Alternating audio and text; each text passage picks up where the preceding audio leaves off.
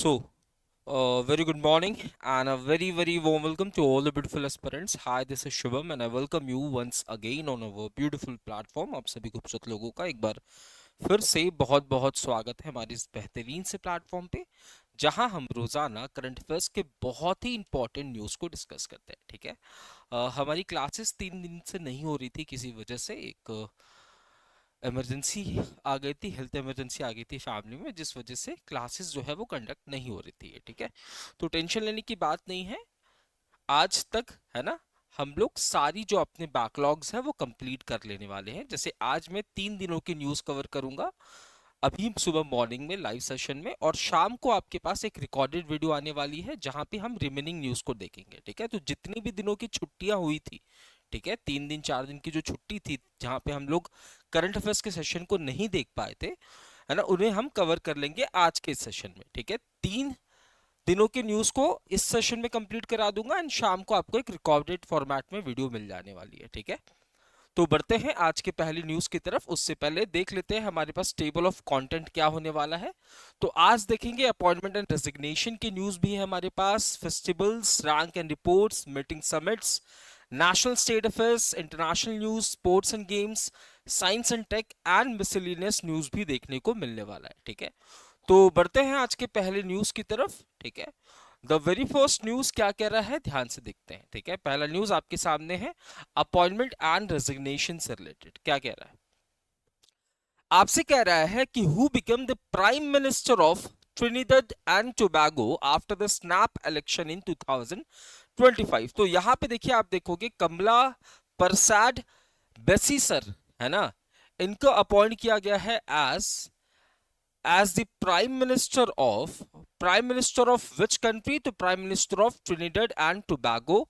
ठीक है। Snap election के बाद अगर मैं बात करूं एंथोनी एल्बनीज की, ठीक है, इनको री इलेक्ट किया गया है, इनको री इलेक्ट किया गया है बच्चा as the PM of Australia.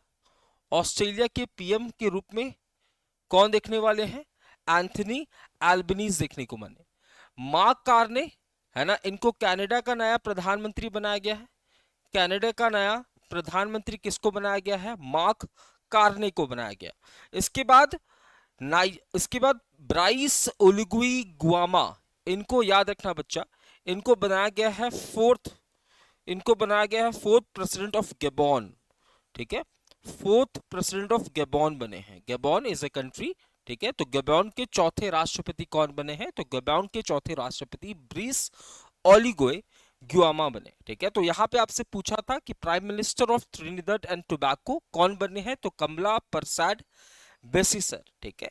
ये उनका इमेज है, आपको देखने को मिलने वाला है। इनको री इलेक्ट किया जा रहा है, ये बात भी आपको ध्यान में रख लेनी है। ठीक है। चलिए अगली न्यूज की तरफ बढ़ते हैं।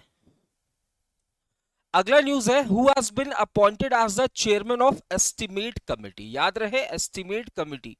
ठीक है।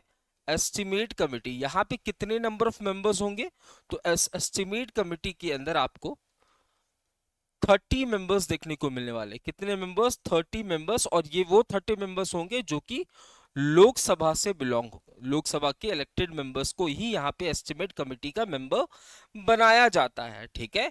याद रखना, ये पार्लियामेंट की लार्जेस्ट कमिटी होती है, पार्लियामेंट की, है ना, पार्लियामेंट की लार्जेस्ट कमिटी होती है इन टर्म्स ऑफ नंबर्स, क्योंकि आप देखोगे 30 यहाँ पे मेंबर्स है। ठीक है।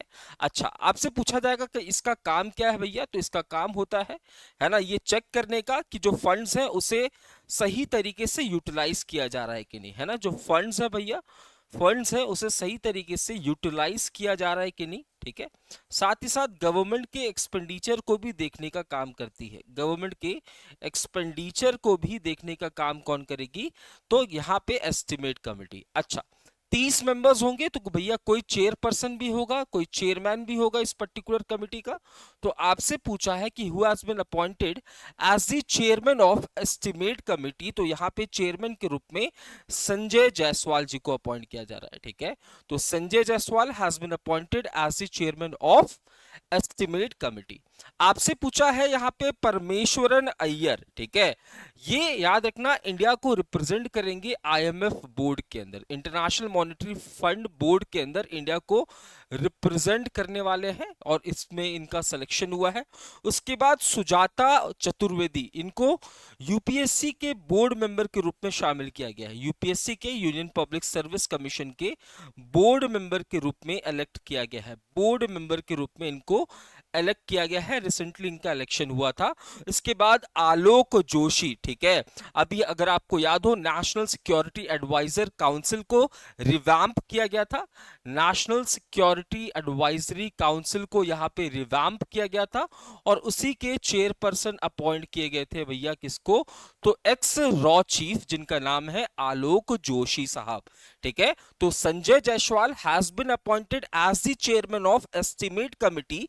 एस्टिमेट कमेटी पार्लियामेंट की सबसे बड़ी कमेटी होती है, 30 मेंबर्स होंगे जो कि लोकसभा से आएंगे। तो एक चेयरपर्सन भी होगा, तो चेयरपर्सन के रूप में संजय साहब, ठीक है। वेरी गुड मॉर्निंग, है ना। As I told you in the beginning of the session, ठीक है, मेडिकल इमरजेंसी की वजह से, है ना, मेरे भैया के कुछ, मेरे जो बड़े भैया है वो भी मैथ्स पढ़ाते हैं, ठीक है। उनका कुछ मेडिकल इमरजेंसी था, कुछ ऑपरेशन था, जिस वजह से मैं क्लासेस कंटिन्यू नहीं ले पाया। तो जिन दिनों की क्लासेस नहीं हो पाई है उनको आज ही हम कवर कर लेंगे, ठीक है। 3 दिनों को क्या, 3 दिनों के जो क्वेश्चंस थे, न्यूज़ थे, उनको इस सेशन में, एंड शाम को मैं एक रिकॉर्डेड वीडियो अपलोड कर दूंगा, वहां पे 2 दिनों के सेशन को अपलोड देख लेंगे हम लोग, ठीक है। आइए, next news is festivals India in India. आपसे पूछा है श्री लाई राई जत्रा festival recently celebrated in which state. देखो, अगर आपसे पूछता बलि जत्रा, है ना, बलि जत्रा फेस्टिवल आपसे पूछता या रथ जत्रा फेस्टिवल आपसे पूछता, तो आप कहते भैया इसका सेलिब्रेशन तो उड़ीसा में हुआ होगा। बट याद रहे यहाँ पे, है ना, गोवा के अंदर हुआ है, ठीक है। कौन सा फेस्टिवल, तो लाई राई फेस्टिवल। लाई राई जत्रा फेस्टिवल का सेलिब्रेशन कहां पे हो रहा है, जत्रा फेस्टिवल का सेलिब्रेशन गोवा के अंदर हो रहा है ना। आपको एक भैया लाई राई टेम्पल देखने को मिलेगा, ठीक है। इसका सेलिब्रेशन कहां होता है, एक टेम्पल में, जिस टेम्पल का नाम क्या है, लाई राई, ठीक है। तो लाई राई में, लाई राई टेम्पल के अंदर सेलिब्रेशन होता है किसका, तो लाई राई, है ना, लाई राई जत्रा फेस्टिवल का। और इसका फेस्टिवल का सेलिब्रेशन कहां पे, गोवा के अंदर, ठीक है। यहां पे ना फायर में वॉक किया जाता है, ठीक है, फायर के ऊपर वॉक किया जाता है, ये बात भी आपको याद रखना है, फायर के ऊपर वॉक किया जाता है, ठीक है। तो गोवा के अंदर कौन से फेस्टिवल का सेलिब्रेशन हो रहा है, तो गोवा के अंदर आपको लाई राई जत्रा फेस्टिवल का सेलिब्रेशन हो रहा है। कौन से टेम्पल के अंदर, तो लाई राई जत्रा टेम्पल के अंदर, जो कि देवी को समर्पित है ना, जो कि डेडिकेटेड है किसको, तो देवी को डेडिकेटेड है, ठीक है। आई,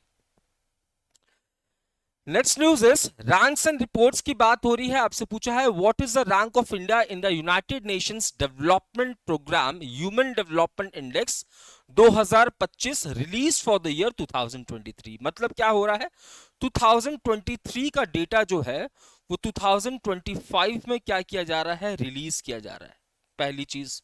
दूसरी चीज क्या है, रिपोर्ट किसकी है, रिपोर्ट है यूनाइटेड नेशंस डेवलपमेंट प्रोग्राम की।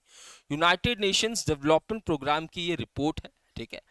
यूनाइटेड नेशंस डेवलपमेंट प्रोग्राम की रिपोर्ट है। आपसे पूछा है इंडिया की रैंक कितनी होने वाली है, तो इंडिया की रैंक 130th होने वाली है ना। Out of how many countries, तो आउट ऑफ 193 कंट्रीज इंडिया की रैंक, है ना, कितनी होने वाली है, तो 130th होने वाली है। अगर मैं पूछूं 2022 में, है ना, क्योंकि ये रैंकिंग किसकी है, 2023 वाली है, तो 2022 में इंडिया का रैंक कितना था, तो याद रखना 2022 में इंडिया का rank at the United Nations Development Programme, है ना, कि ह्यूमन डेवलपमेंट इंडेक्स में इंडिया का रैंक कितना था, इंडिया का रैंक 133rd हुआ करता था, ठीक है। इस पर्टिकुलर लिस्ट को टॉप किसने किया है, तो याद रखने की बात है आइसलैंड ने इस पर्टिकुलर लिस्ट को टॉप किया है। बॉटम में सबसे ज्यादा कौन है भैया, तो बॉटम में आप देखोगे साउथ सुडान होने वाला है। साउथ सुडान बॉटम में होने वाला है इस पर्टिकुलर रिपोर्ट के अंदर। अच्छा, रिपोर्ट का टाइटल कभी कभी एग्जाम में पूछ लेगा, ठीक है। रिपोर्ट का टाइटल क्या हो जाएगा, तो इस पर्टिकुलर रिपोर्ट का टाइटल है a matter of choice, people and possibility. A matter of choice, matter of choice, people and possibility है ना, people and possibility in the age of artificial intelligence, in the age of artificial intelligence. ठीक है, तो इस particular report का title क्या होने वाला है, इस पर्टिकुलर रिपोर्ट का टाइटल होने वाला है, ठीक है, टाइटल होने वाला है, क्या होने वाला है, a matter of choice and possibility in the age of artificial intelligence. ठीक है, तो इस पर्टिकुलर रिपोर्ट को प्रेजेंट कौन कर रहा है, तो पर्टिकुलर रिपोर्ट को प्रेजेंट कर रहा है United Nations Development Programme. 85th rank भैया इंडिया की किस में है, हेनले पासपोर्ट इंडेक्स में, है ना। हेनले पासपोर्ट इंडेक्स के अंदर इंडिया की रैंकिंग कितनी होने वाली है, 85 होने वाली है। इस पर्टिकुलर लिस्ट को टॉप किसने किया था, सिंगापुर ने किया था, याद आ रहा है ना, सिंगापुर ने भैया हेनले पासपोर्ट इंडेक्स को टॉप किया था। वही में अगर मैं नोमाड पासपोर्ट इंडेक्स की बात करूं, तो नोमाड पासपोर्ट इंडेक्स की अगर मैं बात करूं, यहां पे नोमाड पासपोर्ट इंडेक्स की अगर मैं बात करूं, तो यहां पे टॉप किया था आयरलैंड ने, है ना, यहां पे टॉप किया था आयरलैंड ने। आपको बताना है इंडिया की ranking in the nomad passport index कितनी होने वाली है, इंडिया की ranking in the nomad passport index कितनी होने वाली है। हैप्पीनेस इंडेक्स की बात करूं, तो वर्ल्ड हैप्पीनेस इंडेक्स की बात करूं मैं, वर्ल्ड हैप्पीनेस इंडेक्स की बात करूं, तो इंडिया की रैंकिंग 118th होने वाली है, इंडिया की रैंकिंग 118th होने वाली है। तो आपसे पूछा था यूनाइटेड नेशंस डेवलपमेंट प्रोग्राम के द्वारा एक इंडेक्स को प्रेजेंट किया गया है जिसका नाम है ह्यूमन डेवलपमेंट इंडेक्स, इसमें इंडिया की रैंकिंग कितनी है। आपने बोला सर इंडिया की रैंकिंग 130 है आउट ऑफ 193 यूनाइटेड नेशंस के मेंबर कंट्री। मैंने पूछा सर लास्ट ईयर कितनी थी, तो लास्ट ईयर 133 रैंक थी। आपने पूछा सर आप कैसे बताते हो कि कौन से देश यूनाइटेड नेशंस डेवलपमेंट प्रोग्राम की ह्यूमन डेवलपमेंट इंडेक्स में टॉप पे है, कैसे पता चलेगा। तो भैया पता चलने के लिए हमारे पास कुछ पिलर्स है ना, पिलर्स है, और इन पिलर्स को इवैल्यूएट किया जाता है ताकि रैंकिंग को डिसाइड किया जा सके। जैसे कौन सी देश में लाइफ एक्सपेक्टेंसी ज्यादा है, कौन सी देश में लाइफ एक्सपेक्टेंसी ज्यादा है, जिस देश में लाइफ एक्सपेक्टेंसी ज्यादा होगी वो अच्छा परफॉर्म कर रही होगी। किस देश के अंदर एजुकेशन बेहतर है, किस देश के अंदर एजुकेशन बहुत ज्यादा बेहतर है, किस देश के अंदर नेशनल इनकम ज्यादा है, नेशनल इनकम ज्यादा है ना, किस देश के अंदर लोगों को एआई रिलेटेड स्किल्स प्रोवाइड की जा रही है, एआई रिलेटेड स्किल्स प्रोवाइड की जाती है। साथ ही साथ किस देश के अंदर जेंडर इनइक्वालिटी कम है ना, जेंडर इनइक्वालिटी ज्यादा होना चाहिए कि कम होना चाहिए, अरे सर ऑब्वियस सी बात है जेंडर इनइक्वालिटी कम होना चाहिए। जेंडर इनइक्वालिटी मतलब महिला पुरुष के अंदर भेदभाव कम होगा, तभी तो आप अच्छा परफॉर्म करोगे। तो किस देश के अंदर जेंडर इनइक्वालिटी कम है, इनइक्वालिटी कम है। तो इन 5 पिलर्स पे डिसाइड होता है कि किस देश की ranking at the United Nations Development Programme human development index में कितनी है। तो इंडिया की रैंकिंग 130 है। हालांकि पिछले साल से हम अच्छा परफॉर्म कर रहे हैं, बट आज भी अभी हमें इन सेक्टर्स के ऊपर काम करने की जरूरत है। ठीक है, नोमाड पासपोर्ट इंडेक्स में इंडिया की रैंकिंग कितनी थी सर, 148 थी। आंसर्स क्यों नहीं आ रहे हैं भैया, 148 थी। ठीक है, टॉप किया था आयरलैंड ने। वहीं अगर मैं हेनले पासपोर्ट इंडेक्स की बात करूं तो इंडिया की रैंकिंग कितनी थी, 85 थी। ठीक है, 85 थी। I next news is which among the following release fiscal monitor report 2025 जिसका टाइटल है फिस्कल पॉलिसी अंडर अनसर्टेनिटी। देखो इस पर्टिकुलर रिपोर्ट को प्रेजेंट कौन कर रहा है, तो इंटरनेशनल मॉनिटरी फंड। कौन कर रहा है, इंटरनेशनल मॉनिटरी फंड। याद रहे IMF and World Bank, IMF and World Bank, इन दिनों को हम लोग क्या बोलते हैं, सिस्टर बैंक्स के नाम से जानते हैं, सिस्टर बैंक्स को के नाम से जानते हैं। इन दोनों को ही स्टैब्लिश किया गया था बाई अ कॉन्फ्रेंस, जिसे हम ब्रेटन वुड कॉन्फ्रेंस के नाम से भी जानते हैं, है ना। एक कॉन्फ्रेंस के बाद जिसका नाम है ब्रेटन वुड कॉन्फ्रेंस, इसके बाद ही दोनों को स्टैब्लिश किया जाता है। ठीक है, यहां पे आप देखोगे क्रिस्टलिना जॉर्जीवा देखने को मिलेगी, क्रिस्टलिना जॉर्जीवा देखने को मिलेगी एज डिप्टी जॉर्जीवा देखने को मिलेगी as managing director, and as first deputy managing director, first deputy managing director आपको यहां पे गीता गोपीनाथ देखने को मिलेंगी। कौन? गीता गोपीनाथ देखने को मिलने वाली है। तो देखिए आईएमएफ ने एक रिपोर्ट प्रेजेंट किया है जिसका नाम क्या है? Fiscal monetary report 2025। ये रिपोर्ट क्या बताएगा? ये रिपोर्ट बताएगा, है ना, अभी जो है इकोनॉमी जो है वो बहुत ज्यादा अनसर्टन है। इकोनॉमी जो है वो बहुत ज्यादा अनसर्टन है। ठीक है, तो हमें कौन सी पॉलिसीज लाने की जरूरत है? कौन सी पॉलिसीज लाने की जरूरत है ताकि इकोनॉमिक ग्रोथ हो सके, ताकि इकोनॉमिक ग्रोथ हो सके। ठीक है, तो ये रिपोर्ट बोलेगा कि भैया किस देश को पॉलिसी लाने की जरूरत है under uncertain conditions of, under uncertain condition of, ठीक है, economy, under uncertain condition of economy. ठीक है, साथ ही साथ ये रिपोर्ट बताएगा कि ग्लोबल डेथ तो है ना वो बढ़ता जा रहा है। जो ग्लोबल डेथ है यानी कि हर देशों की जो उधार है वो लगातार बढ़ती जा रही है। तो इस रिपोर्ट ने क्या बोला? इस रिपोर्ट ने बोला कि आप देखोगे सूडान जो देश है ना, सूडान जो कंट्री है उसकी debt to GDP ratio, debt to GDP ratio, है ना, सबसे ज्यादा है। आपने बोला कितना है? तो बोला गया है भैया डेट टू जीडीपी रेशियो है भैया 252%। मतलब समझ रहे हो? मतलब समझ रहे हो भैया? अगर देखो हर देश की जीडीपी उसका 100% होती है, तुम कितने हो? तुम अपने आप के 100% हो। मैं कितना हूं? मैं अपने आप का 100%। ये पेन कितना है? ये अपने आप का 100% है। कल को अगर ये ब्रेक भी हो गया तो आज की बात करूं तो ये अपना आज का 100% होगा।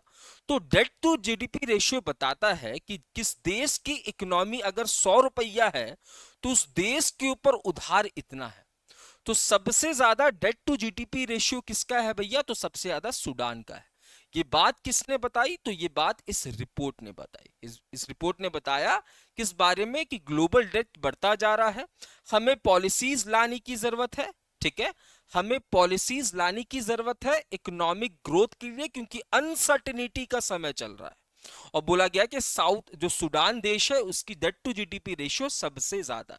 साथ ही साथ इस पर्टिकुलर रिपोर्ट में कुछ और बातें बताई गई जहां पे बताया गया, ठीक है, जीडीपी के बारे में कि किस देश की जीडीपी सबसे ज्यादा है। तो आप देखोगे जापान की 5th पोजीशन पे है इंडिया की जीडीपी, 4th पे है, 3rd पे जर्मनी, 2nd पे चाइना, 1st पे यूएसए है। ठीक है, साथ ही साथ यहाँ पे प्रोजेक्टेड ग्रोथ रेट बताया गया है कि 2025 में जीडीपी ग्रोथ रेट किस देश का कितना होगा। तो यहाँ पे 2.70% की रफ्तार से बढ़ेगी, यहाँ पे 4.60, यहाँ पे जर्मनी 80% की रफ्तार से आगे बढ़ने वाली है, इंडिया 6.20 एंड 6.50 जापान। ठीक है, आई होप ये न्यूज कंफर्म हो गया होगा आपको।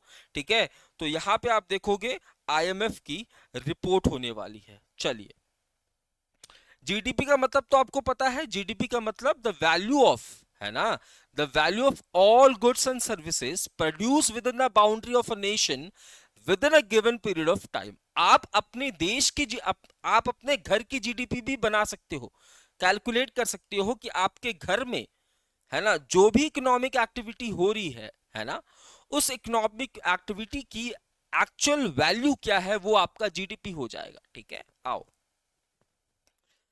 आपसे पूछा है वर्ल्ड प्रेस फ्रीडम इंडेक्स 2025 में इंडिया की रैंकिंग क्या होने वाली है। तो इंडिया की रैंकिंग में सुधार आया है।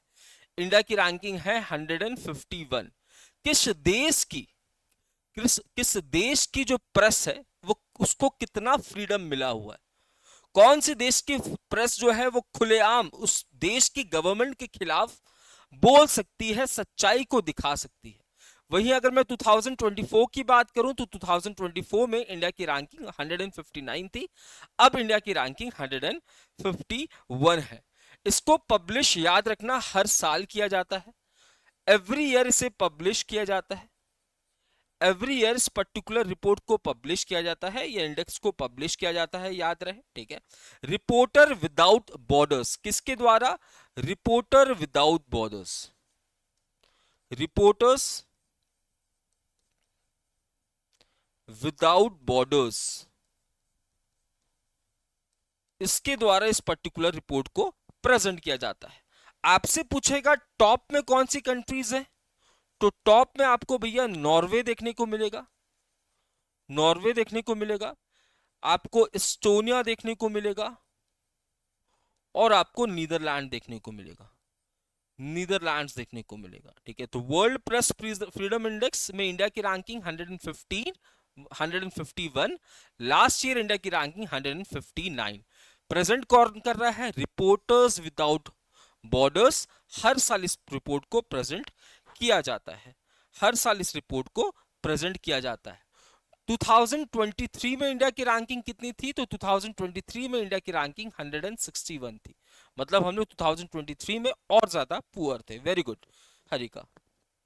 चलिए नेक्स्ट न्यूज की तरफ बढ़ते हैं। मीटिंग्स एंड समिट्स की बात हो रही है। आपसे पूछा है who represented India at the 58th annual meeting of Asian Development bank held in Milan. Asian Development bank की बात हो रही है, जहां पे अगर आपको याद हो 69th मेंबर कंट्री कौन बना था? फटाफट से कंफर्म करो, 69th member country Asian Development bank का कौन बना था? तो यहां पे एशियन डेवलपमेंट बैंक की 58th नंबर वाली, है ना, 58th नंबर वाली मीटिंग हुई, है ना, जहां पे इंडिया को रिप्रेजेंट कौन कर रही है? निर्मला सीतारमन जी। कौन रिप्रेजेंट कर रही है इंडिया को? निर्मला सीतारमन जी इंडिया को रिप्रेजेंट कर रही है। 69th मेंबर कंट्री बन गया भैया इजराइल, ठीक है। इजराइल जो है इसका 69th मेंबर कंट्री बन गया।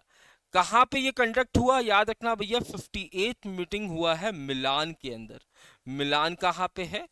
इटली के अंदर है। कौन से डेट्स में हुआ है? याद रखना 5 से 7 मई के बीच इस मीटिंग को कंडक्ट किया गया है। 5 से 7 मई के बीच इस मीटिंग को कंडक्ट किया गया है, ठीक है। कंडक्ट किया गया। अच्छा 57th मीटिंग कहां पे हुई थी? याद रखना 57th मीटिंग 2024 में हुई थी, और इसे कंडक्ट किया गया था कहां पे भैया? इसे कंडक्ट किया गया था जॉर्जिया के अंदर। कहां पे? जॉर्जिया के अंदर इसे कंडक्ट किया गया था। तो एशियन डेवलपमेंट बैंक की 58th नंबर वाली एनुअल मीटिंग के अंदर इंडिया को रिप्रेजेंट कौन कौन कर रही है? निर्मला सीतारमन जी। अच्छा इनॉग्रेट कौन करेंगे? ऑब्वियसली इनॉग्रेट करेंगे, है ना, इनॉग्रेट करेंगे newly elected president of Asian Development bank. Newly elected president of Asian Development bank, जिसको इलेक्ट किया गया था मसत्सुगु आसाकावा। मसत्सुगु आसाकावा की जगह पे कमेंट सेक्शन में बताइए कौन है भैया प्रेजेंट में इसके प्रेसिडेंट। इनके द्वारा ही, है ना, इसको इनॉग्रेट किया गया, इनके द्वारा ही इसको इनॉग्रेट किया गया है। ये बात भी ध्यान में रख लेनी है। जल्दी बताइए who is the present president of Asian Development Bank succeeding Masatsugu Asakawa? मसातो Kanda, है ना, नहीं, मैल्डिलियंग फिलीपींस में इसका हेडक्वार्टर है, ठीक है। मैल्डिलियंग फिलीपींस में इसका हेडक्वार्टर है। सौदागर जलान, है ना, फिलीपींस में इसका हेडक्वार्टर है, ठीक है। मैंने काफी बार एडीबी को पढ़ाया है यार, ऐसा ना करो। कौन? मसातो कांडा,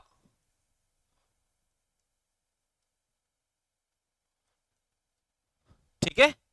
दो हेडक्वार्टर्स है, मैंडलिंग, है ना, एंड मनीला। आओ नेक्स्ट न्यूज इज, अच्छा इसमें क्या क्या बातें की गई हैं ये भी देख लेते हैं। कह रहा है द बैंक यानी कि Asian Development Bank will provide financing facility to up to 40 billion in the region. कौन से रीजन? एशिया पैसिफिक रीजन, है ना। एशिया पैसिफिक रीजन में हम लोग, आप देखोगे कितना रुपए उधार देंगे? तो 40 बिलियन उधार देंगे, ठीक है। 40 बिलियन उधार देंगे ताकि, है ना, जो फूड वल्नरेबिलिटी है ना उसको सुधारा जा सके। मतलब कहीं पे खाना नहीं है, फूड सिक्योरिटी के ऊपर काम करते हैं, ठीक है। इसके बाद हम लोग इन्वेस्टमेंट बढ़ाने वाले हैं डिजिटल टेक्नोलॉजीज के ऊपर, है ना। ताकि education, finance and market sector को ग्रो किया जा सके। ऑल्सो हम लोग 10 बिलियन इन्वेस्ट करेंगे आशियान पावर ग्रिड के अंदर, ठीक है, मॉडर्नाइज करने के लिए इलेक्ट्रिसिटी ग्रिड, ठीक है, इलेक्ट्रिसिटी ग्रिड मतलब इलेक्ट्रिसिटी सप्लाई चेन क्रिएट करने के लिए, ठीक है। ऑल्सो आप देखोगे इंफ्रास्ट्रक्चर वगैरह को हम लोग रिस्टोर करेंगे। The bank will increase it support to the private sector in the region to 30 billion per year 2030। तो इसी पर्टिकुलर यानी कि एशिया पैसिफिक रीजन में हर साल आप देखोगे 13 बिलियन है ना का इन्वेस्टमेंट करेंगे बाय 2030। ये बात भी यहाँ पे क्या ही गई है, ठीक है। इंपॉर्टेंट पॉइंट्स है, जब डेप्थ में चीजें पूछी जाती है एसएससी के एग्जाम में नहीं, जब आप बैंक की एग्जाम की प्रिपरेशन करते हैं तो ऐसे न्यूज आपको पूछ लिए जाते हैं, ऐसी चीजें पूछ ली जाती हैं, ठीक है। आओ, नेशनल स्टेट अफेयर्स की बात हो रही है, आपसे पूछा है कि which village has become the first to be fully relocated from the core area of Palamu tiger reserve, thereby reducing human pressure on wildlife। बहुत अच्छा न्यूज। देखो, सबसे पहली बात आपसे पूरा क्वेश्चन क्या पूछा गया है, क्वेश्चन पूछा है एक विलेज है, ये विलेज कोर एरिया में है। कौन से कोर एरिया में? तो पलामू टाइगर रिजर्व, उसको रिलोकेट किया जा रहा है। ऐसा क्यों किया जा रहा हो? देखो, कोर एरिया है तो वहां पे वाइल्ड लाइफ भी मौजूद होंगी, तो वाइल्ड लाइफ जहां पे होगा वहां पे अगर ह्यूमंस होंगे तो उनके बीच में कॉन्फ्लिक्ट होगा, लोगों की जान जाएगी, वाइल्ड लाइफ की भी जान जाएगी, तो दोनों को थ्रेट है, ठीक है। तो इस वजह से गांव है कहां पे? तो पलामू टाइगर रिजर्व के कोर एरिया में, उसको हम लोग शिफ्ट कर रहे हैं। बहुत अच्छी बात है सर। तो यहां पे देखो, आप पलामू टाइगर रिजर्व की बात करूं, पलामू टाइगर रिजर्व की बात करूं तो ये पलामू टाइगर रिजर्व आपको झारखंड के अंदर देखने को मिलेगा। कहां पे?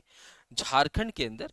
और यहां पे एक विलेज है जिसका नाम क्या है? जायगीर विलेज, है ना, जायगीर विलेज।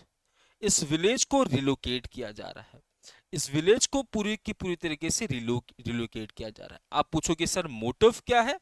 मोटिव है human wild life, human wild life conflict को रोकना, ह्यूमन वाइल्ड लाइफ कॉन्फ्लिक्ट को रोकना, ठीक है, ह्यूमन वाइल्ड लाइफ कॉन्फ्लिक्ट को रोकना। याद करो, हमने एक इनिशिएटिव पढ़ा था गज मित्र, याद आ रहा है? गज मित्रा, गज उत्सव, गज उत्सव, गज सिम्हा। बताओ तो जरा, देखिए जरा कितना याद है, क्या क्या है भैया? ये इनिशिएटिव नहीं है, ये इनिशिएटिव है, ये उत्सव मनाया गया, ये कुछ है भैया, मैस्कट है, किसका है बता डालो। तो यहाँ पे पलामू टाइगर रिजर्व। अच्छा, टोटल टाइगर रिजर्व्स कितने हैं भैया? टोटल टाइगर रिजर्व कितने हैं भारत के अंदर?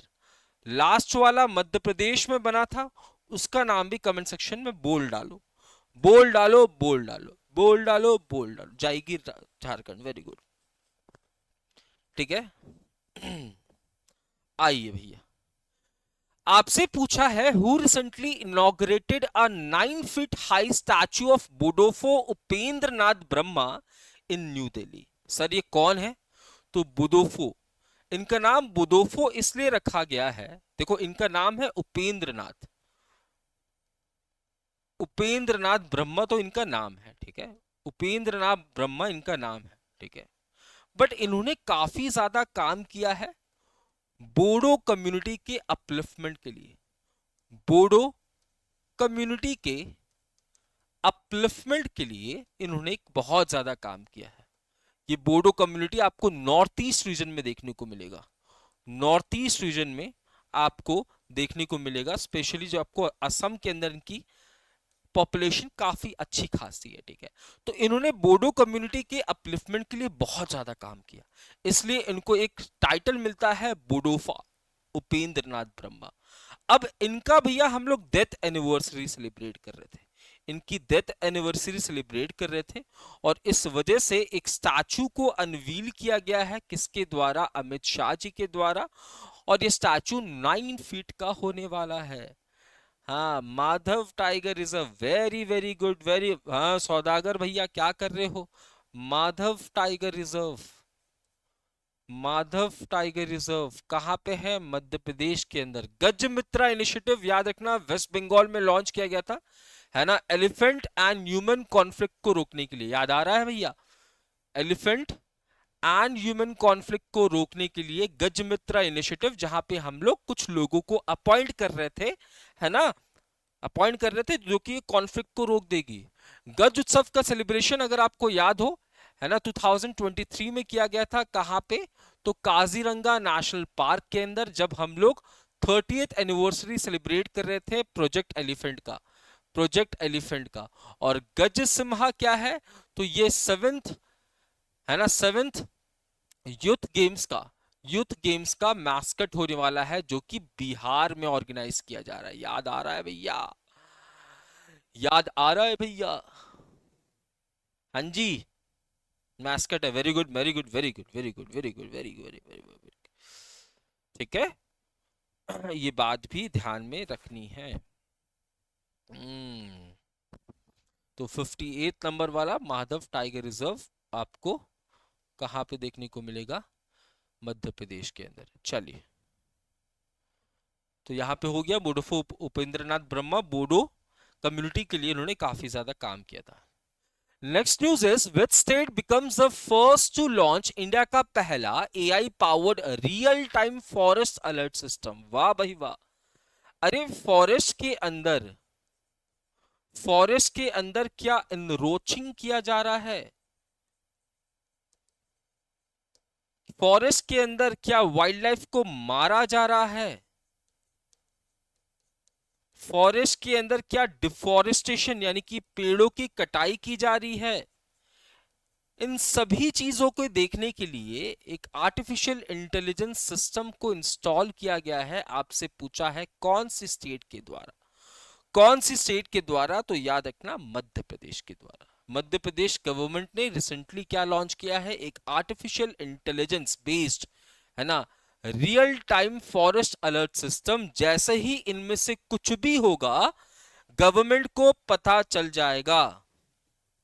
खेलो India youth games 7th edition वाला मैस्कट है, जिसको रिसेंटली किसने इनॉग्रेट किया था? तो नरेंद्र मोदी जी ने। ठीक है, तो मध्य प्रदेश ने इनरोचिंग को रोकने के लिए, वाइल्ड लाइफ किलिंग को रोकने के लिए, डिफॉरेस्टेशन ना हो, पेड़ों की कटाई ना हो, इसके लिए एक artificial intelligence based real time forest alert system को इंस्टॉल किया है। ठीक है, ऐसा पहली बार हो रहा है। आपसे पूछा है which among the following is set to launch Depot Darpan portal and mobile application to monitor the quality and performance of food storage डिपोट्स?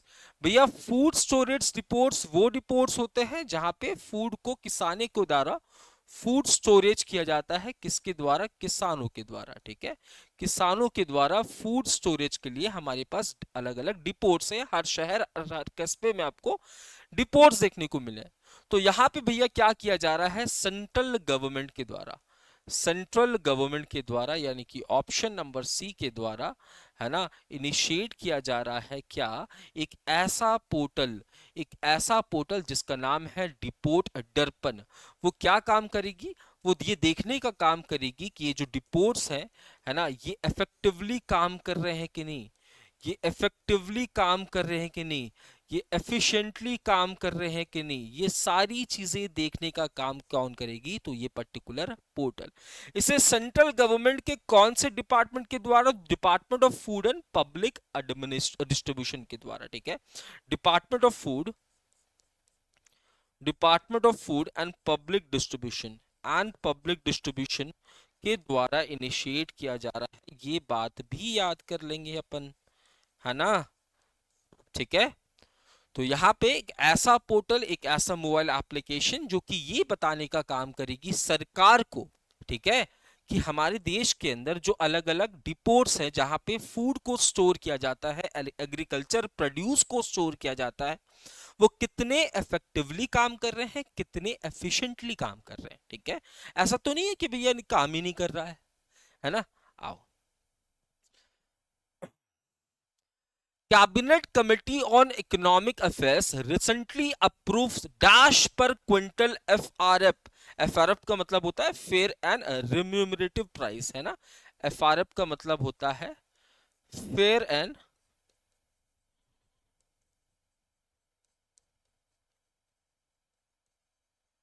Remunerative price. ठीक है, तो आपसे पूछा है गन्नों के लिए, ठीक है, शुगर केन के लिए, शुगर केन के लिए 2025-26 सेशन में, 2025-26 सेशन में अक्टूबर से सितंबर, अक्टूबर से सितंबर के बीच के लिए, ठीक है, आने वाले अक्टूबर से लेके नेक्स्ट ईयर सितंबर तक के लिए जो शुगर केन के लिए एफआरएफ प्राइस है वो कितना डिसाइड किया गया है, तो ये 355 डिसाइड किया गया है, 355 पर क्विंटल, ठीक है। मतलब क्या, इसका मतलब ये है कि जब हम लोग शुगर केन पैदा करते हैं, अपने खेतों में शुगर केन लगाते हैं, ठीक है, तो उसे हम लोग कहाँ बेचते हैं, तो उसे हम लोग मिल्स में भेजते हैं, ठीक है, शुगर केन मिल्स में भेजते हैं। तो जो शुगर केन मिल्स है, ठीक है, वो कितने में शुगर केन खरीदेगी, अगर आप प्राइस डिसाइड नहीं करोगे तो मनमानी कीमत पे खरीदेगी, ठीक है, क्योंकि आप देखोगे प्रोड्यूस तो हम बहुत ज्यादा कर रहे हैं एंड मिल्स की तादाद थोड़ी कम हो सकती है। तो जब डिमांड ज्यादा जा रहा है ना, मतलब ज्यादा शुगर केन प्रोड्यूस करने वाले लोग मिल्स को खोज रहे हैं, तो ऑब्वियस सी बात की क्या होगी, तो प्राइसेस कम हो जाएंगे। बोलेगा भैया मैं तो 200 में खरीदूंगा, मैं 150 में खरीदूंगा, ठीक है। तो प्राइस यहाँ पे डिसाइड किया जा रही है, हर साल ये डिसाइड किया जाता है। तो cabinet committee on economic affairs, जिसको यहाँ पे लीड कर रहे हैं प्रधानमंत्री नरेंद्र मोदी, इन्होंने, इस कमिटी ने क्या डिसाइड किया है, इस कमिटी ने डिसाइड किया है कि जो शुगर केन प्राइस होंगे, है ना, कौन से सेशन के लिए, तो 2025-26 सेशन, है ना, अक्टूबर से लेकर सितंबर तक, ठीक है, ये क्या होने वाला है, 355 पर क्विंटल होने वाला है। Very good. आइए, इंडिया का पहला ट्रांस मीडिया एंटरटेनमेंट सिटी कहां पे स्टैब्लिश होगा, तो इंडिया का पहला transmedia entertainment city Amaravati में स्टैब्लिश होगा। ध्यान से समझना इस न्यूज। रिसेंटली अगर आपको याद हो, भारत का पहला creative tech institute, India's first creative, India's first creative tech institute, ये कहां पे बन रहा है, फटाफट से बताएंगे कहां पे बन रहा है। और अब बात करें, इंडिया का पहला ट्रांस मीडिया एंटरटेनमेंट सिटी जो है वो अमरावती में, यानी कि आंध्र प्रदेश के अंदर स्टैब्लिश हो रहा है। कहां पे, आंध्र प्रदेश के अंदर स्टैब्लिश हो रहा है। 10,000 करोड़ रुपए का इन्वेस्टमेंट होने वाला है। जब ये बनकर तैयार हो जाएगा तो 20,000 जॉब्स क्रिएट होने वाली है, 20,000 जॉब्स क्रिएट होने वाली है। ये बेसिकली इंफ्रास्ट्रक्चर प्रोवाइड करेगा, किसे, तो इंफ्रास्ट्रक्चर प्रोवाइड करेगा, है ना, हमारे कंटेंट क्रिएशन मार्केट को, है ना, कंटेंट क्रिएशन सेक्टर को, ठीक है, एंटरटेनमेंट सेक्टर को, एंटरटेनमेंट सेक्टर को, म्यूजिक सेक्टर को, गेमिंग सेक्टर को, आर्टिफिशियल इंटेलिजेंस सेक्टर को, इन सभी सेक्टर्स को इंफ्रास्ट्रक्चर प्रोवाइड करने का काम करेगा। कौन सा, तो इंडिया का पहला ट्रांस मीडिया एंटरटेनमेंट सिटी, ठीक है। इसको लॉन्च किया जा रहा है अमरावती से। कौन लॉन्च कर रहे हैं, चंद्रबाबू नायडू।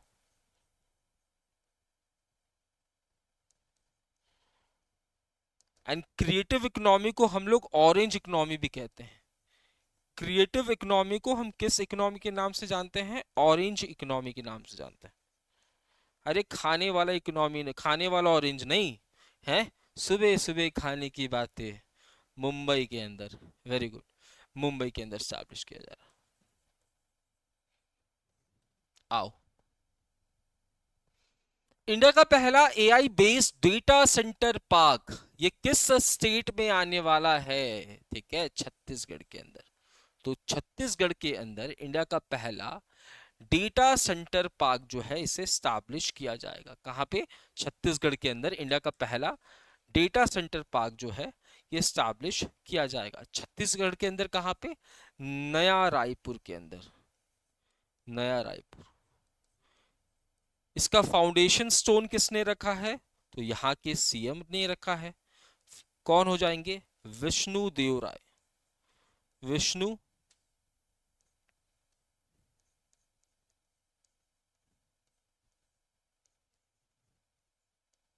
देवसाय, ठीक है।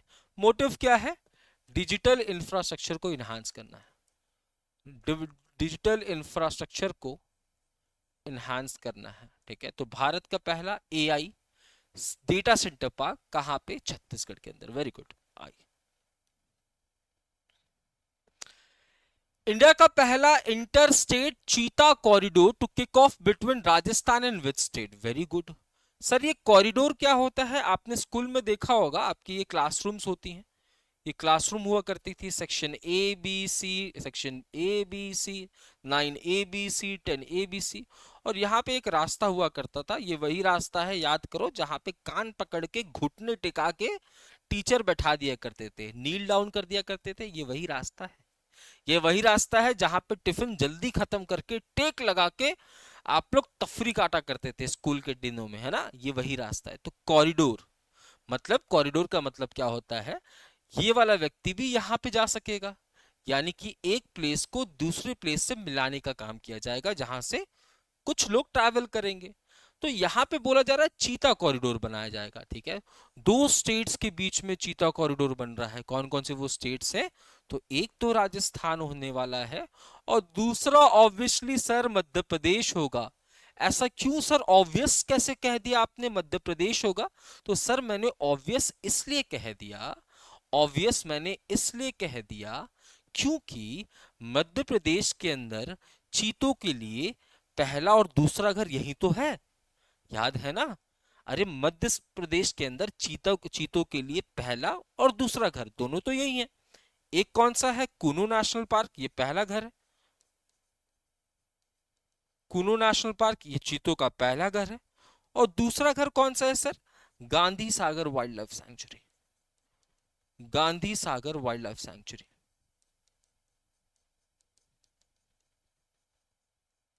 है ना?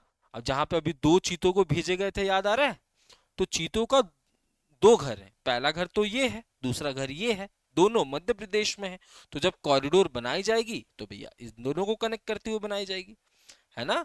हाँ, under the cheetah reintroduction initiative of India, under the cheetah reintroduction initiative of in India. अगर आपसे पूछे ये किसको किसको कनेक्ट करेगा, तो मुकुंद्र, मुकुंद्र टाइगर रिजर्व को कनेक्ट करेगा। किससे? कुनू नेशनल पार्क से। कुनू नेशनल पार्क मध्य प्रदेश के अंदर, मुकुंद्र टाइगर रिजर्व राजस्थान के अंदर, ठीक है? Botswana, Gandhi Sagar wild life sanctuary, ठीक है? तो यहाँ पे मध्य प्रदेश आपका आंसर बिल्कुल सही होने वाला है। ये तो बिल्कुल कॉमन सेंस वाली बात थी, है ना? राजस्थान से बॉर्डर शेयर करता है, बाउंड्री शेयर करता है कौन? मध्य प्रदेश। और मध्य प्रदेश में चीता इंट्रोडक्शन स्कीम वहीं से शुरुआत की गई थी, है ना? आओ, वेरी गुड। आपसे पूछा है कि which state is set to host 72nd Miss World pageant 2025? तो भैया ये होस्ट कर रहा है तेलंगाना, ठीक है? तेलंगाना होस्ट कर रहा है मिस वर्ल्ड पेजेंट। कौन सा एडिशन है? 72nd एडिशन है, ठीक है? और याद रहे ये 10 मई से लेकर 31 मई तक ये इवेंट चलने वाला है ना? उसके बाद पता चलेगा हमें कि 72nd एडिशन में मिस वर्ल्ड कौन जीत रही है। चलिए, इंटरनेशनल अफेयर्स की बात हो रही है। Which country launches project sea cure to absorb carbon from the sea? अरे सर एक बात बताइए, जो कार्बन डाइऑक्साइड है ना, ये तो बहुत ज्यादा हार्मफुल है। जो सांस आप छोड़ते हो वो उसमें कार्बन डाइऑक्साइड होता है, ठीक है? और इसके लिए हर देश बहुत ज्यादा काम कर रहा है। इसीलिए आप देखोगे ग्रीन एनर्जी की तरफ हम लोग, ग्रीन एनर्जी की तरफ हम काफी ज्यादा काम कर रहे हैं, जिसमें हम सोलर एनर्जी के ऊपर भी काम कर रहे हैं, हम विंड के ऊपर भी काम कर रहे हैं, हम थर्मल के ऊपर भी काफी ज्यादा काम कर रहे हैं, ठीक है? अब जो CO2 है ना, याद रखना 20 लगभग 26% ऑफ CO2 है ना, जो कि ह्यूमन के द्वारा क्रिएट किया जाता है, इसे एब्जॉर्व करने का काम किसका है? ओशियंस का है। ओशियंस अलग अलग मेथड से, उसमें रहने वाले ऑर्गेनिज्म स्पीसीज अलग अलग मेथड से पृथ्वी के अंदर पाई जाने वाली लगभग 26% CO2 को क्या कर लेती है? एब्सॉर्ब कर लेती है, लगभग 25-26%, ठीक है? अब जो सी क्योर इनिशिएटिव है, इससे लॉन्च कर रहा है यूके, ठीक है? यूके से लॉन्च कर रहा है। मोटिव क्या है? तो कार्बन डाइऑक्साइड को ऑब्जर्व करना, ठीक है? तो ओशन की एबिलिटी को एनहांस करना है, ओशन की एबिलिटी को इन्हांस करना है, ओशन की औकात को इन्हांस करना है कि वो CO2 को एब्जॉर्ब कर सके, CO2 को एब्जॉर्ब कर सकते हैं फ्रॉम सी वाटर, ठीक है। सी वाटर से CO2 को एब्जॉर्ब करने के लिए ओशन की औकात को बढ़ाना है, इसकी कैपेबिलिटी को बढ़ाना है, ये बात आपको ध्यान रख लेनी है, ठीक है। चलिए, who recently became the 123rd country to sign international solar alliance? International Solar Alliance को ज्वाइन करने वाली 123rd कंट्री कौन बन गई है? अंगोला। रिसेंटली एस जयशंकर साहब जो है वो विजिट पे थे, कहां पे? अंगोला के, ठीक है। अंगोला के, और काफी सारी ट्रीटीज जो है हमने साइन की है क्लीन एनर्जी के ऊपर, डिफेंस सेक्टर के ऊपर, ठीक है। अगर मैं इंटरनेशनल सोलर अलायंस की बात करूं तो इसे स्टैब्लिश किया गया था पेरिस में, इसे यानी कि बनाया गया था पेरिस फ्रांस के अंदर। कौन सा साल था वो? 2015। इंडिया एंड फ्रांस का ये इनिशिएटिव है, इंडिया एंड फ्रांस का ये इनिशिएटिव है। गुरुग्राम के अंदर इसका हेडक्वार्टर है, गुरुग्राम के अंदर इसका हेडक्वार्टर है। इसकी प्रेसिडेंटशिप किसके पास है? इंडिया के पास है। वाइस प्रेसिडेंटशिप किसके पास है? फ्रांस के पास है ना। मोटिव क्या है? सोलर अडॉप्टेबिलिटी को इनहांस करना, सोलर अडॉप्टेबिलिटी को इनहांस करना, ज्यादा से ज्यादा सोलर एनर्जी का इस्तेमाल, which is a cleaner energy, इसका हम लोग इस्तेमाल करें। आशीष खन्ना साहब, है ना, आशीष खन्ना साहब इसके क्या हो जाएंगे? आशीष खन्ना इसके डायरेक्टर जनरल हो जाएंगे। क्या हो जाएंगे? डायरेक्टर जनरल हो जाएंगे। तो Angola as 123rd member country join कर रहा है किसको?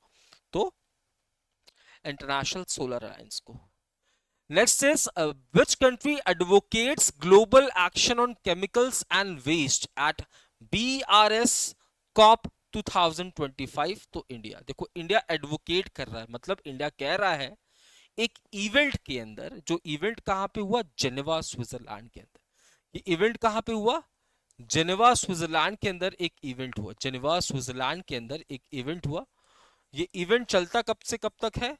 30 अप्रैल से ये इवेंट शुरू हुआ था एंड 1 मई तक ये इवेंट चलता है ना। इस इवेंट के अंदर आप देखोगे इंडिया कह रहा है कि हमें क्या करना है? केमिकल्स एंड वेस्ट के ऊपर काम करना है, मतलब केमिकल्स जो है इसके यूटिलाइजेशन को कम करना है, वेस्ट को कम करना है, जो वेस्ट निकलता है, ठीक है, इंडस्ट्रीज से, अलग अलग चीजों से, उसको यहाँ पे रिसाइकल वगैरह करना है, ठीक है। तो यहाँ पे आप देखोगे एक कॉन्फ्रेंस हुआ जिसको हम Basel Rotterdam and Stockholm convention नाम से जानते हैं। कॉन्फ्रेंस ऑफ पार्टीज के अंडर ही होता है ना, कॉन्फ्रेंस ऑफ पार्टीज के अंदर ही होता है, जिससे United Nations framework convention on climate change conduct करती है ना। दो टाइप की कॉन्फ्रेंस ऑफ पार्टीज की मीटिंग होती है, एक बायोडाइवर्सिटी की होती है, बायोडाइवर्सिटी की होती है जो कि साल में 2 साल में एक बार होती है, और ये होती है भैया क्लाइमेट चेंज के ऊपर, ठीक है, क्लाइमेट चेंज के ऊपर। तो कॉन्फ्रेंस ऑफ पार्टीज के अंडर ही आपको Basel Rotterdam and Stockholm conference देखने को मिलेगा, जो कि जेनेवा स्विट्जरलैंड में हुआ।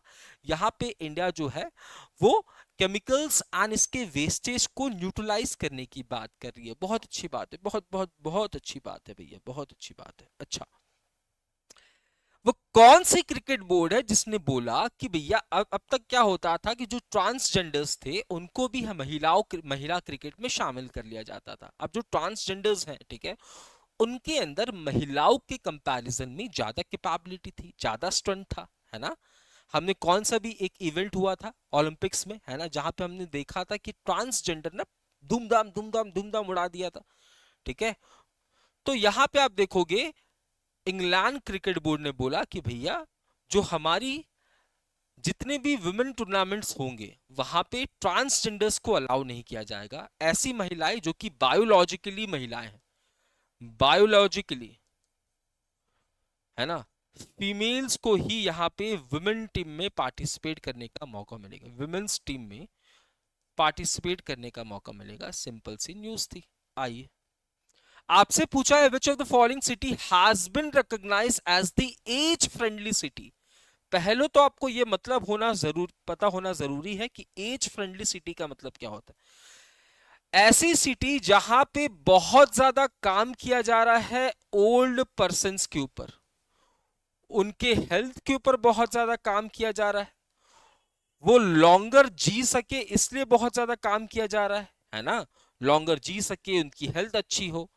तो एज फ्रेंडली सिटी कौन सी है भैया? तो कोचीकुडी।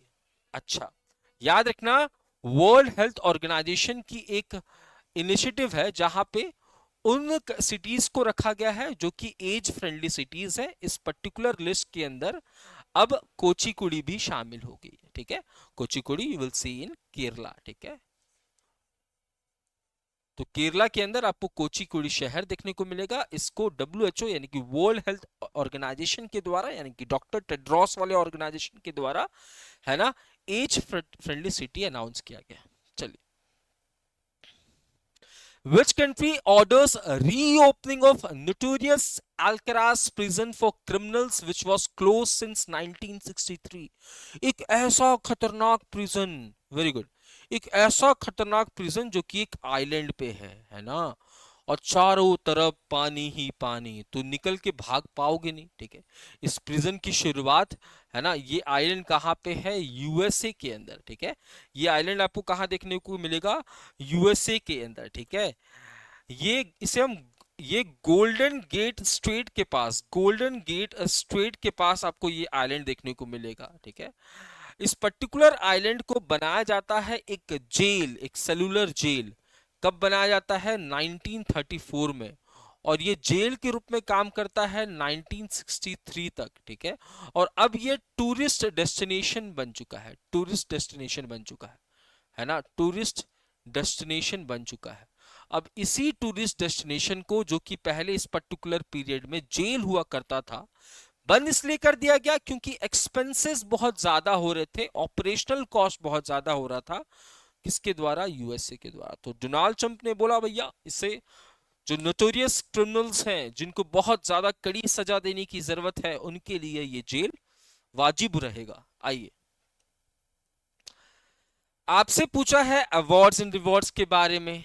All India football federation awards 2025 conduct हुआ, वेरी गुड, है ना। जैसे हम लोग क्रिकेट में ईयर का अवार्ड देते हैं, हॉकी में ईयरली अवार्ड देते हैं, इंडिया के ऐसे क्रिकेटर्स, इंडिया के ऐसे हॉकी प्लेयर्स जो कि पूरे साल अच्छा परफॉर्म कर रहे हैं, उनको हम अवार्ड देते हैं। वैसे ही ऑल इंडिया फुटबॉल फेडरेशन का अवार्ड सेरेमनी होता है साल में एक बार, जो अच्छा परफॉर्म कर रहा है। जैसे सुभाषिष पांडे को men's player of the year, Saumya Guguloth को women's player of the year, Vishal Kaith को men's goalkeeper, Elangbam Panthoi Chanu को वुमेन्स गोलकीपर, ब्रिसन फर्नांडिस को men's promising year of the year, Toijam Thoibisana Chanu को वुमेन्स प्रॉमिसिंग ईयर। तो ऐसे करके ये लिस्ट आपको देखने को मिलेगा। आपको याद करना है men's player of the year, women's player of the year, men's goalkeeper of the year and women's goalkeeper of the year. ये चार बातें आपको सिर्फ याद रखनी है, बाकी याद करने की जरूरत नहीं है। चलिए,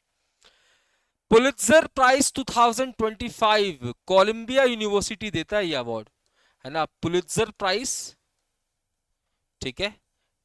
इसे स्टैब्लिश किया गया था 1917 के अंदर, ठीक है।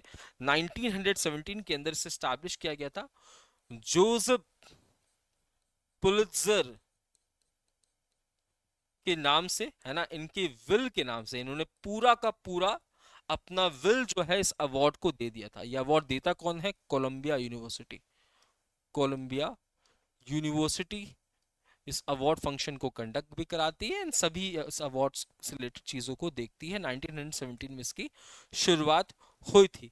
फर्स्ट इंडियन कौन थे जिनको ये अवार्ड मिला था? याद रखना 1937 में, 1937 में, है ना, 1937 में पहले इंडियन जिनको ये अवार्ड दिया गया था वो कौन थे? गोविंद बिहारी लाल, ठीक है।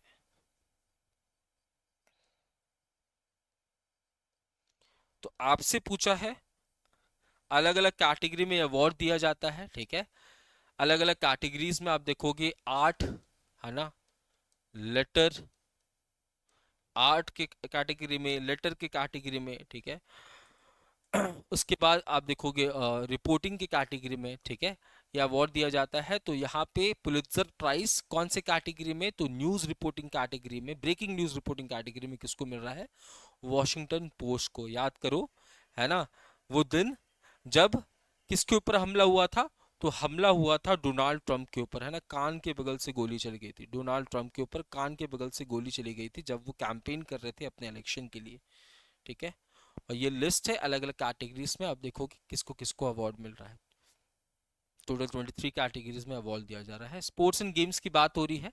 7th addition of Khelo India youth games 2025 कहाँ पे हो रहा है? तो ये हो रहा है बिहार के अंदर। इनॉग्रेट कौन कर रहा है? तो इनॉग्रेट किया जा रहा है नरेंद्र मोदी जी के द्वारा, ठीक है। खेलो इंडिया यूथ गेम्स कौन सा एडिशन है? 7th एडिशन है। कहाँ पे हो रहा है? बिहार के अंदर। मैस्कट क्या है? गज सिम्हा। 6th एडिशन कहाँ हुआ था? तमिलनाडु के अंदर। तमिलनाडु के अंदर। मोस्ट मेडल किसने जीता था? महाराष्ट्र ने जीता था। सबसे ज्यादा मेडल किसने जीता था? महाराष्ट्र ने जीता था। दूसरे नंबर पे तमिलनाडु।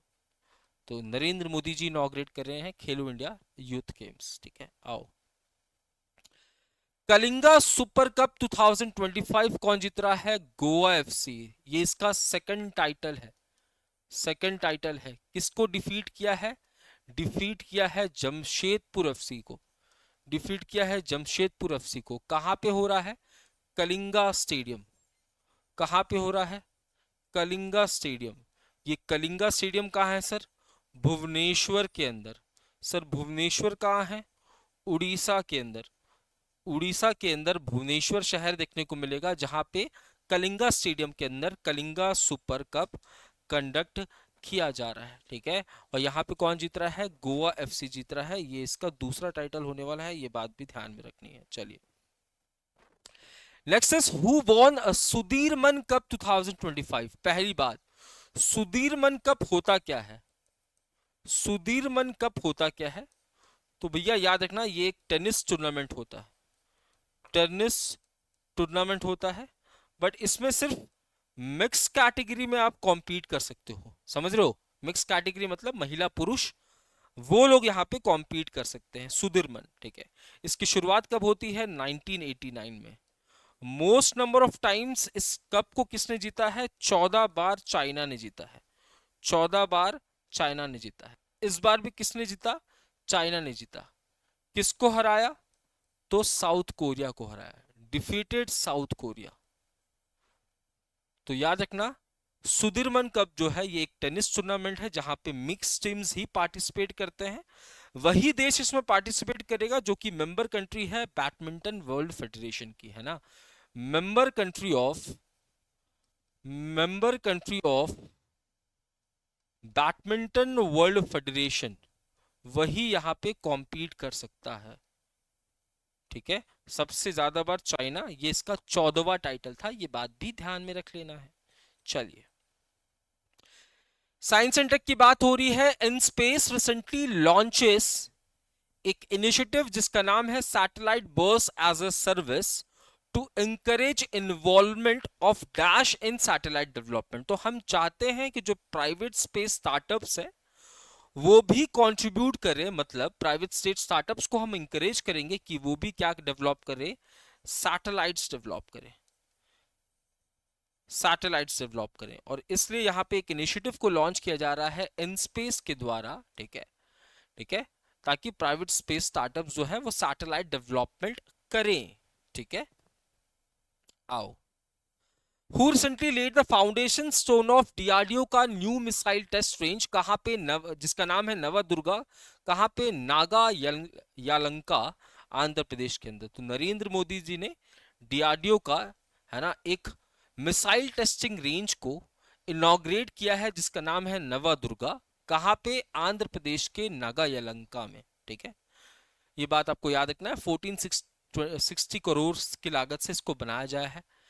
आपसे पूछा है which country approve the sale of hawk eye 360 technology to India. देखो, हॉक आई 360 का काम क्या है, ध्यान से समझना। हॉक आई 360 ये टेक्नोलॉजी भैया किसके पास है? यूएसए के पास है।